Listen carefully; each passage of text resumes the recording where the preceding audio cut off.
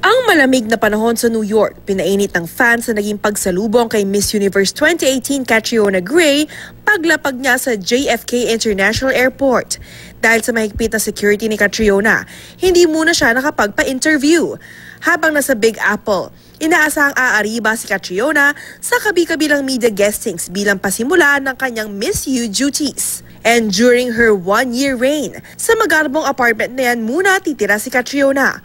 More than 2 weeks matapos ang prestigious pageant, may buzz pa rin tungkol sa Miss Universe. At ang isa sa mga hot topic online, si Miss Universe 2018 second runner-up na si Miss Venezuela. Sa isang Instagram post kasi, idinetalye ng plastic surgeon na si Froilan Paez ang mga picture ni Miss Venezuela Stephanie Gutierrez bago at pagkatapos ang operasyon. Kapansin-pansin na nag-iba na ang ilong ni Stephanie.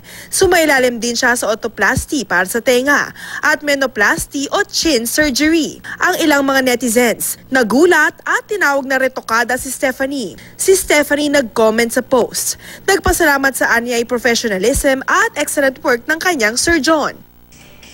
Ano naman kayang say ng beauty queen sisters ng ating Miss Universe 2018?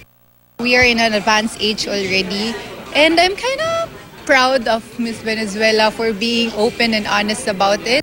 Wala raw sila nakikitang masama sa pag-undergo sa cosmetic enhancement ng isang babae. If something as simple as cosmetic enhancement can help you, can save you from so many days and years of feeling depressed, stuff like this, like enhancements or even as simple as wearing nice clothes or branded clothes can help you, then who are we to judge?